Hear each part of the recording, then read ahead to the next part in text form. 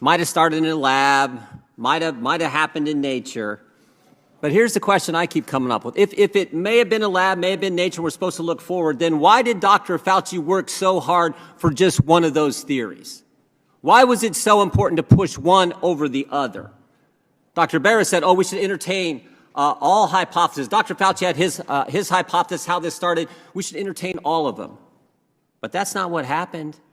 That is definitely not what happened. 3 years ago, if you thought it came from a lab, if you raised that, you were called a nut job. You got censored on Twitter. You were blacklisted on Twitter. You were even called a crackpot by the very scientist who in late January sent emails to Dr. Fauci and said it came from a lab. They called you crackpot. Is that right, Dr. Redfield? I think the most upsetting thing to me was the Baltimore Sun calling me a racist because I said this came from a Wuhan lab.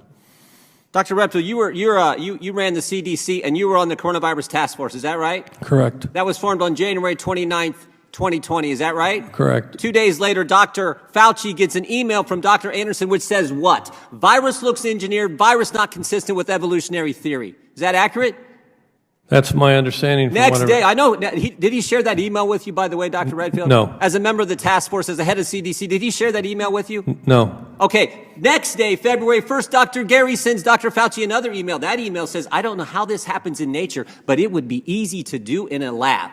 Did he share that email with you, Dr. Redfield? No. You didn't see either one of those emails, even though you're head of CDC, even though you're on the coronavirus task force that had been formed just 3 days earlier. No. 3 days later, Dr. Anderson and Dr. Gary, who told us it came from a lab in emails to Dr. Fauci that Dr. Fauci wouldn't let Dr. Redfield see, 3 days later, they changed their position 180 degrees. The question is why?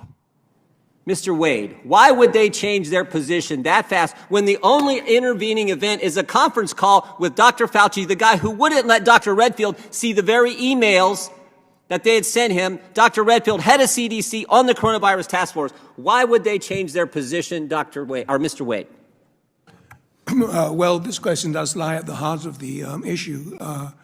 What is pertinent, it seems to me, is there's no new scientific evidence that we can see that became available between these dates, the January 31st and Feb 4. Right. There's no new. I think you're. Go ahead. So you have to ask if there were other kinds of influence available. Now, it is true that Dr. Fauci and Dr. Farry in London were very powerful research officials, and between them they controlled... I read your testimony. I saw that. Yeah. So why don't you cut to the chase and tell them what you really think was the reason? I don't know what the reason was. I know what it was. Go ahead. No, go ahead. Go ahead. I'll let you say it because I read your testimony. I think you said it in your testimony too. Maybe you're reluctant to say it here, but go ahead. Well, if you're looking at the timeline, on May 21st, just a few weeks after the Nature Medicine article had come out, two of the signatories of the original email to Dr. Fauci, that's Dr. Anderson and Dr. Gary, were awarded a $9 million grant for the... So there's 9 million reasons why they changed their mind. I knew you'd get to it. I read that last night. 3 months after, so 3 days after they say it came from a lab, they changed their position, and the only intervening event's a conference call with Dr. Fauci and Dr. Collins. Again, a call that Mr. Redfield was not allowed to be on, the head of CDC and on the coronavirus task force. And then 3 months later, shazam, they get $9 million from Dr. Fauci. Well, isn't that something? Isn't that something? That's why we want to talk to these guys. That's why Chairman Winstrup wants to bring in Dr. Anderson and Dr. Gary and ask them a series of questions so we can get to the bottom of this, so we can move forward and deal with this. Now, here's the key question. Look, I'm just a common sense guy from Ohio.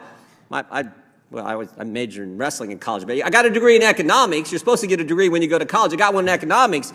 And one of the things they tell you about is a thing called opportunity cost.